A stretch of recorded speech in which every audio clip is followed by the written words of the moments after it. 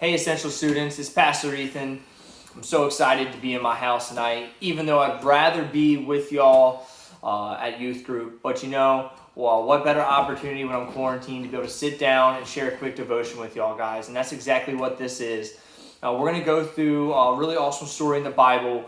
This video is just going to be a few minutes, but I'm going to challenge you, or more or less just ask you, to read this passage of the Bible when you're done with the video. And I want you to pray and ask God how he can use you, because this story that I'm about to read to you is all about how Jesus did something amazing because one young person was willing to help out in a big time of need.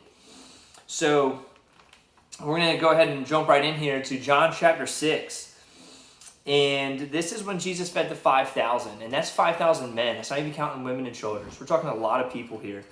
Let's go ahead and dive into it. So it says in verse 4, it says that the Passover, the feast of the Jews, was near.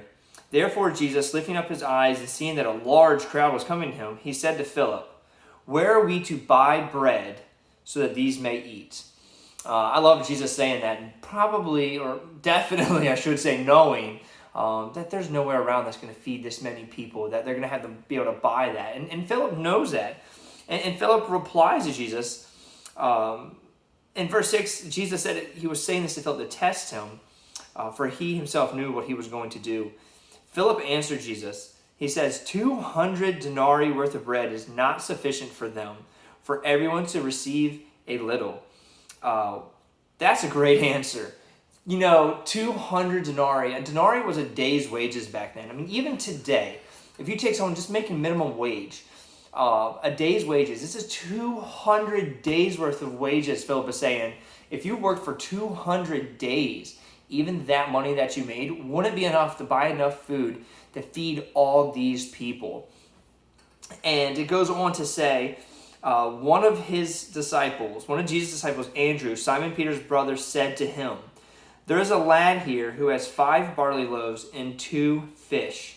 But what are these for so many people?"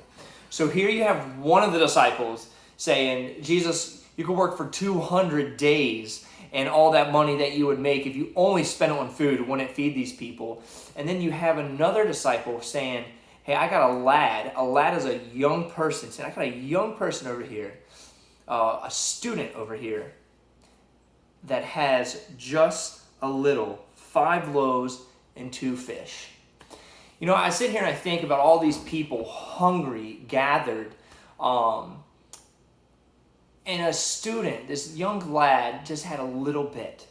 Now, when we look at this quarantine, people are hoarding paper towels, we're hoarding toilet paper, we are hoarding everything we can and keeping it to ourselves because we don't know what's going to happen next. These people were hungry and they didn't know what was going to happen next.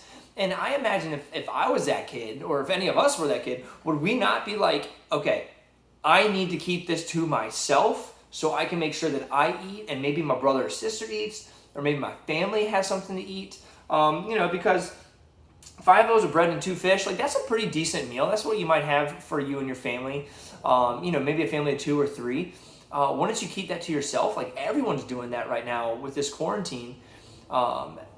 And this student says, I'll give it up. Because I know Andrew was not going around here. I know he wasn't going around, sneaking into people's bags, looking around people's bags, seeing what people were hiding.